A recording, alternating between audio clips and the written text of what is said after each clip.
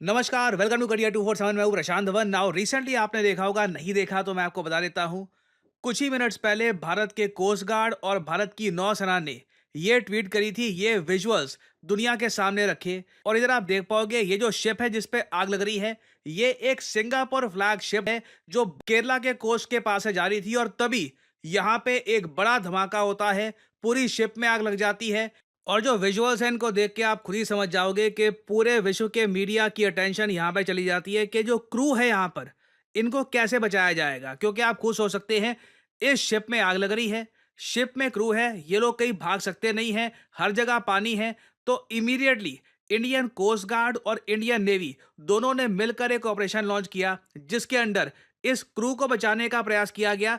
और साथ ही साथ शिप में जो ये आग है, ये आग भी बुझाने का प्रोसेस शुरू कर दिया गया।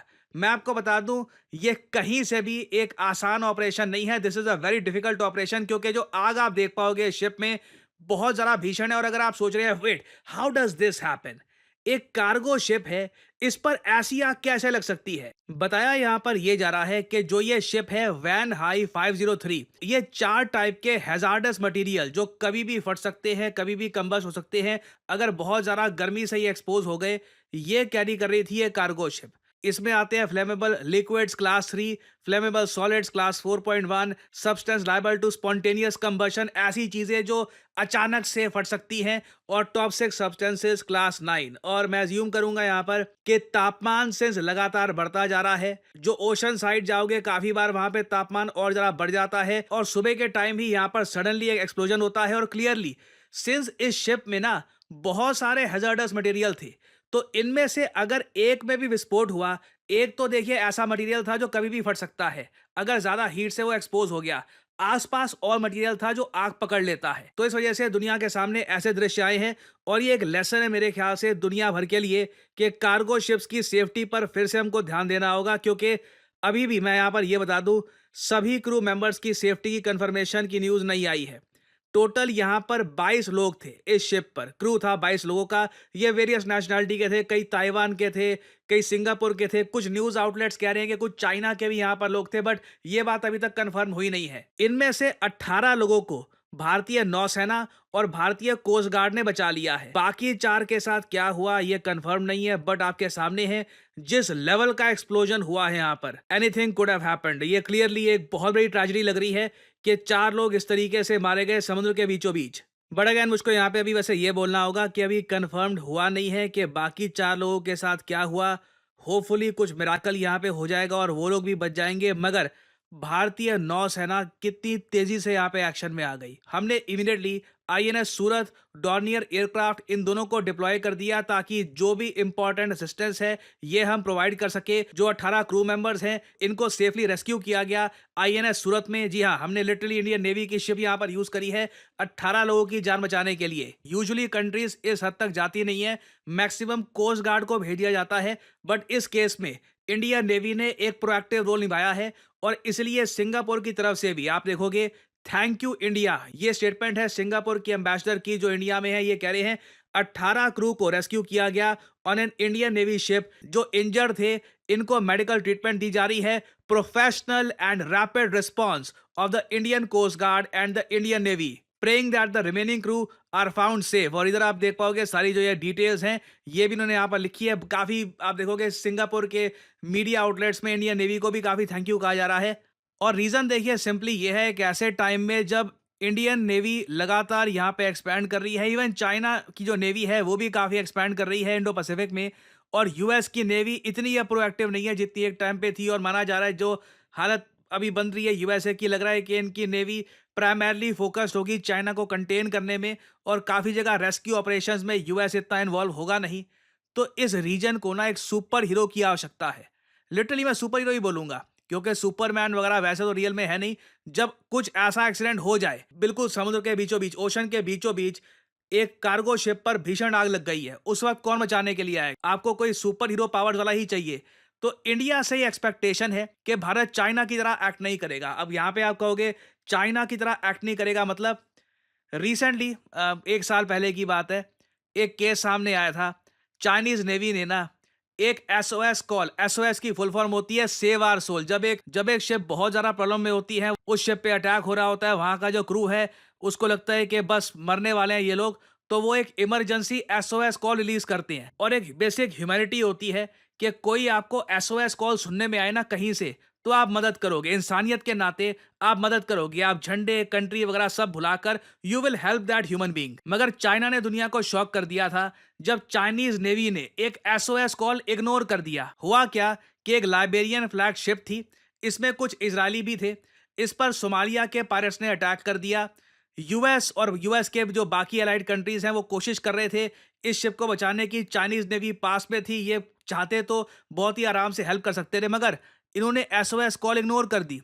एवरीवन वाज शॉक्ड कि ये चाइना का मिलिट्री बजट, ये एयरक्राफ्ट कैरियर इतना जो ये कहते हैं कि हमारा नेवी बहुत स्ट्रांग है, सबका फायदा क्या हुआ जब इनके लोग इतने कायर है, जब एसओएस कॉल सुन के भी ये इग्नोर कर देते हैं। और इस पर खूब आर्टिकल पब्लिश हुए थे। ये एक और आपके सामने आर्टिकल है, China ignore distress call from hijacked Israeli ship. ना ये जो शिप है वैसे लाइबेरियन फ्लैग के अंडर थी, मगर इसको इजरायली शिप भी कहा जा रहा था काफी जगह। और इस आर्टिकल में आप देख पाओगे चाइनीज नेवी को एक नहीं, दो नहीं, 59 बार डिस्ट्रेस कॉल दिए गई। ये बात पेंटागन ने बाद में रिलीज करी। दुनिया को बताया गया कि ये है पीपल्स लिबरेशन आर्मी, ये इनके मॉरल्स है, ये इनके एथिक्स हैं कि 59 टाइम्स एक शिप इनको हेल्प करने का सिग्नल देती है, तब भी उसको ये इग्नोर करके चले जाते हैं। तो ये चीजें ऑब्वियसली बाकी जो कंट्रीज है वो भी नोटिस करती हैं। चाइना वैसे ही बदनाम है साउथ चाइना सी में अपने आसपास के जो कंट्रीज हैं उनको बुली करने में। फिलीपींस की कोस्ट गार्ड की शिप जा रही होगी, चाइना की शिप वहां पे अपनी शिप मार देगी, और कई केसेस देखे गए हैं बुलिंग के। ठीक है, उसके कंपैरिजन में आप देखो ना, मैं एक इंडियन हूं इसलिए नहीं कह रहा, इंडिया लिटरली एक सुपर हीरो की तरह काम करता है इन द इंडियन ओशन। चाहे हॉर्न ऑफ अफ्रीका का रीजन हो, इंडियन ओशन में कोई सदर्न पार्ट का रीजन हो, कहीं भी नीड होती है इंडियन नेवी इमीडिएटली वहां पर जाकर मदद करती है। हमारा फ्यूल इसमें लगता है। ऑब्वियसली हम लोग भी अपने लोगों की जान जोखिम में डाल रहे होते हैं। ये मिशंस रिस्की होते हैं। अगर कुछ कल को खराब चला गया तो इंडियन नेवी पे आरोप लग जाएगा, जी आपने यहाँ पर हैंडल ढंग से नहीं किया। But still we go there and we try to do our best. हाँ, मगर अनफॉर्चुनेट बात यह है कि इंडियन नेवी के इस एस्पेक्ट को वेस्टर्न मीडिया इतना कवर करता नहीं है। और इवन मैं देखता हूँ कि अरेबियन मीडिया भी इसकी हेडलाइंस अजीब सी बनाता है। हेडलाइन वो ऐसी बनाएंगे कि लगेगा कि इंडिया की कोई शिप जल रही थी, उसको हमने बचाया है। फॉर एग्जाम्पल, ये अल अरेबिया इंग्लिश का एक आर्टिकल है, Indian navy deploys after crew injured on burning container ship. ऐसे लग रहा है हमारा ही कुछ कंटेनर शिप में आग लग गई थी और हमने कुछ यहाँ पे डिप्लॉयमेंट कर दी है। ये ठीक है, टैक्टिक्स होते हैं, but I believe at least we Indians should talk about this. हमारी काफ़ी स्ट्रांग आवाज़ है और मैं आपको भी बोलूँगा, ऐसे जो काम होते हैं हमारी नेवी के, टॉक अबाउट इट। मीडिया में आप शेयर करिए, सोशल मीडिया पे आप शेयर करिए। दुनिया को पता लगना चाहिए कि इंडियन ओशन में चाइना क्या कर रहा है और भारत क्या कर रहा है।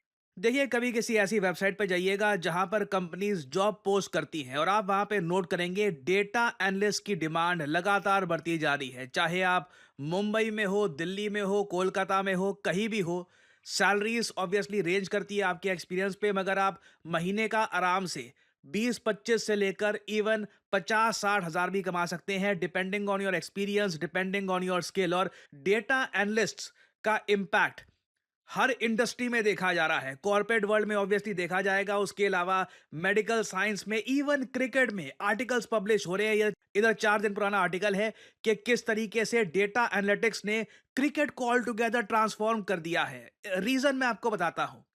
मैं आपको पहली बार दिखाता हूं कि डेटा एनालिस्ट की स्किल अगर किसी के पास आ जाए तो वो डेटा को कैसे प्रेजेंट कर सकता है। एक बार आपके पास डेटा एनालिस्ट की स्किल आ गई तो आप ये सब कुछ बना सकते हैं। आप देख पाओगे कितने खूबसूरत तरीके से आप एक कंपनी का प्रॉफिट, एक कंपनी के किस महीने में कितना रेवेन्यू गया, मार्केट शेयर कितना है, ये डिटेल में बना सकते हैं। अगेन, ये सिर्फ ऐसा नहीं है कि बस आपने ये बस कलर स्कीम चूज करी और डेटा डाल दिया। इसमें फॉर्मूलाज, इसमें किस तरीके से डेटा आप डालोगे, किस तरीके से डेटा आप प्रेजेंट करोगे, सब कुछ मैटर करता है। और कंपनीज आज के समय ऐसे लोगों को पैसा देने के लिए तैयार है जो डेटा उनको इस तरीके से, इस फॉर्म में उनके सामने प्रेजेंट करे, ताकि कंपनीज डिसाइड कर पाए कि फ्यूचर में उनको क्या करना है, फ्यूचर में उनको कहाँ जाना है। करियर 247 का जो डेटा एनालिस्ट कोर्स है, इसकी मदद से ऑलरेडी कई हमारे स्टूडेंट्स ऐसे प्रोजेक्ट्स बनाने के काबिल हो चुके हैं। ये हमारे ही एक स्टूडेंट का आपको मैं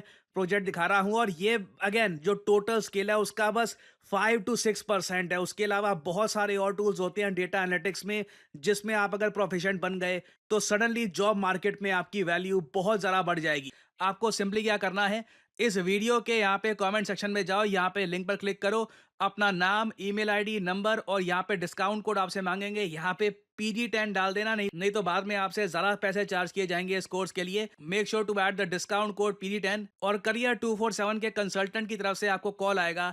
आप उनसे सवाल पूछ सकते हैं कि किस तरीके से अपना करियर आप स्टार्ट कर सकते हैं as a data analyst. So इसी नोट के साथ यह है वीडियो का अंत। Thank you for listening and as I always say, may the gods watch over you.